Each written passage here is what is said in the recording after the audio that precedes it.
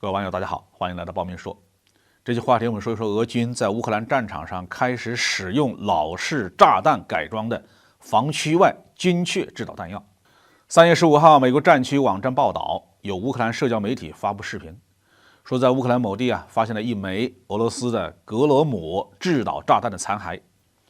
西方媒体评论说，这意味着俄罗斯正在发掘现有的各种库存的弹药，甚至把原本用来出口的弹药也送上战场了。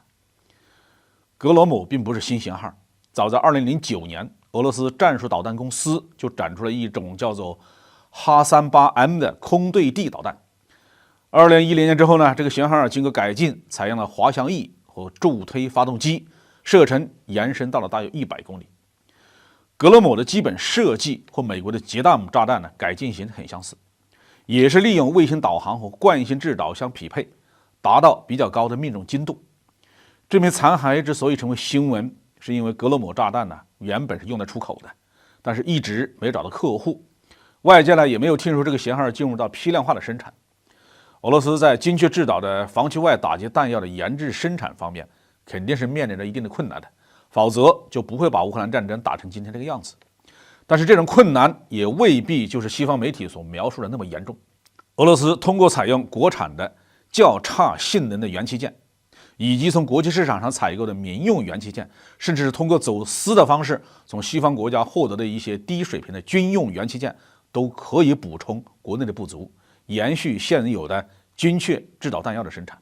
甚至还能够因地制宜，用现在所具备的一些手段，开发出一些比较新的型号。这一次出现在乌克兰战场上的格罗姆滑翔炸弹就是一个典型的例子。根据外电的报道，格罗姆精确制导炸弹曾经是俄罗斯军火出口清单中的内容。它的外形看起来虽然庞大笨重，射程也只有65公里，但毕竟精度还是说得过去的，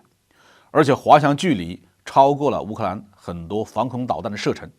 这样的话，就能够让俄罗斯的空天军的炸弹投射平台在比较安全的距离上投掷炸弹，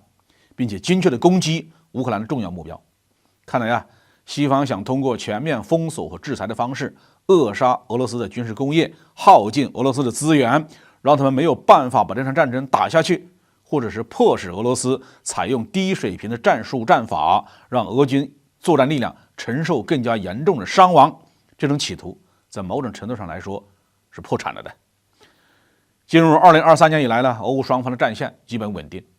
战斗最激烈的巴赫穆特地区，两军围绕这座小城轴物争夺，俄军逐渐占了上风，取得最终胜利恐怕是指日可待。但即使这场战斗结束，对双方大局面也没有显著的改变。与此同时，俄乌双方都在大规模的修建工事，防备对方可能发起的大规模的进攻。因此乌克兰战争陷入长期阵地战的前景已经是比较清晰的了。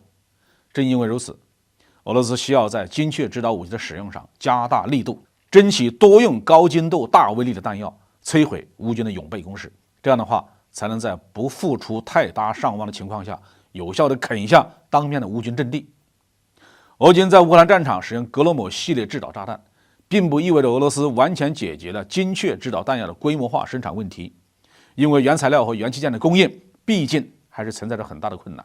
实际的使用量还不太大，否则也不会出现这种一枚格罗姆炸弹落地就造成了新闻的情况。俄罗斯要是想进一步的扩大精确制导武器的使用，必须先解决批量化生产的问题。如果能够实现对乌方重要目标的精确打击，就能在给乌军造成重大损失的同时，减少己方的伤亡，这对和平进程推进反而是有利的。否则势均力敌又不死不休，那是看不到和谈的希望的。好，这期话题我们就说到这里。